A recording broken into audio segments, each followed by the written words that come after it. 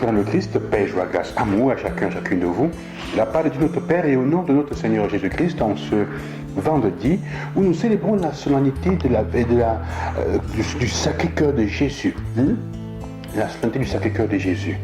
Et c'est une fête un peu étrange parce que même si elle est solennité, généralement, nous ne la solennisons pas. C'est pas seulement le thème, la redondance, nous ne la solennisons pas généralement beaucoup.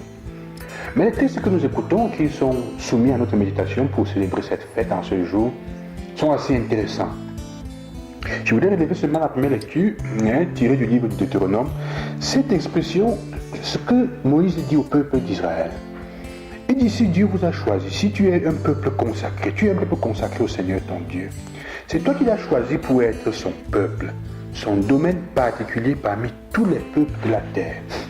Il faut qu'on sente ceci dit à nous, à chacune de nous, chrétiens baptisés, peuple de chrétiens. C'est toi que Dieu a choisi pour être son peuple, son domaine particulier parmi tous les peuples de la terre. Si le Seigneur s'est attaché à vous, qu'il a choisi, s'il vous a choisi, c'est intéressant ici que je voudrais arriver. Ce n'est pas que vous soyez le plus nombreux de tous les peuples. Ce n'est pas que vous soyez le meilleur de tous les peuples. C'est moi qui ajoute cette partie.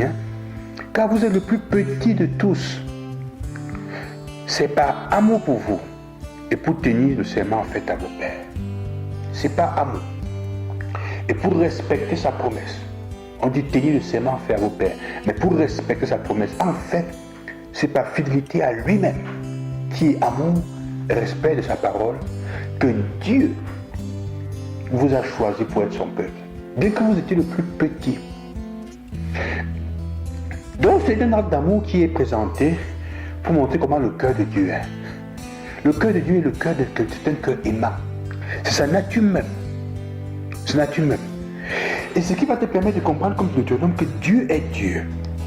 De comprendre que c'est le Seigneur ton Dieu qui est Dieu. Le Dieu vrai qui garde son alliance et sa fidélité, comme je vous ai dit, pour mes générations, à ceux qui l'aiment et gardent ses commandements. Mais il riposte à ses adversaires en les faisant périr. Mais ce qui est important, c'est connaître le cœur de Dieu est celui qui est fidèle à lui-même, fidèle à son amour. Et dans l'évangile, la fidélité à l'amour de Dieu et le choix du plus petit, le choix de nombre plus petit, se manifeste par l'exultance que Jésus a.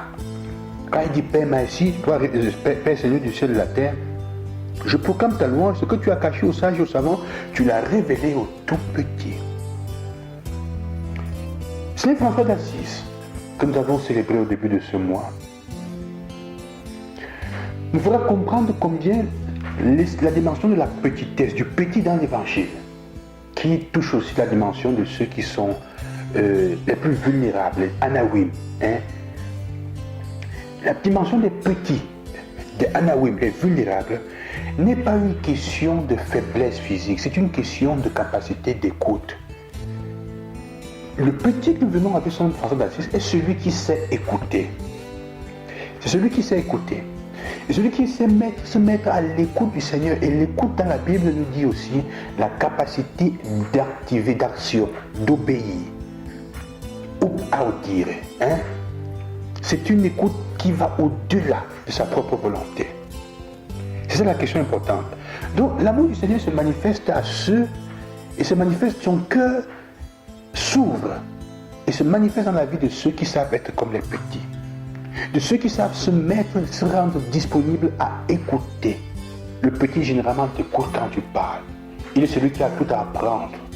Il est celui qui doit, avant d'agir quelque chose, il doit entendre ce qui vient de l'extérieur. Il ne prend pas la place du maître. C'est ça qu'il faut comprendre. Et l'évangile finit en disant, Seigneur, Jésus dit, prenez sur vous je suis humble et doux, je suis doux et humble de cœur. Vous trouverez le repos dans mon âme. Venez à moi. Venez à moi. Oui, mon joug est facile à porter et mon fardeau est léger. Le joug que le Seigneur veut que nous portions, son fardeau, c'est celui de l'amour. C'est celui de l'amour. C'est celui d'un cœur qui est ouvert, accueillant à tous. C'est celui d'un cœur qui ne condamne pas, qui ne condamne personne. C'est celui d'un cœur qui est capable d'offrir la miséricorde, d'être compréhensif, d'être tolérant. C'est celui d'un cœur qui ne juge personne, quelle que soit la condition que tu te trouves. Aujourd'hui, le cœur de Jésus demande et veut que tu viennes à lui. Jésus veut aujourd'hui que tu fasses une prière. Et je voudrais avec vous terminer par cette prière que je vous propose d'apprendre. C'est la prière au cœur de Jésus. Ceux qui ont été jeunes amis du cœur de Jésus, la fraternité des jeunes amis du cœur de Jésus, c'est une spiritualité liée au cœur de Jésus, la savent. Le cœur de Jésus, toi qui es tout amour, je t'offre mon cœur avec ses joies, ses difficultés, ses peurs et ses espérances, pour qu'il devienne semblable au tien. Augmente en moi le désir de puiser en toi tendresse et force. Donne-moi d'aimer comme toi. Rends-moi disponible à ton service pour que le monde s'ouvre à ta lumière. Cœur de Jésus, je te confie cette journée et mon avenir. D'avance, je te dis merci, car je sais que tu m'aimes et que tu aimes tous mes frères et frères.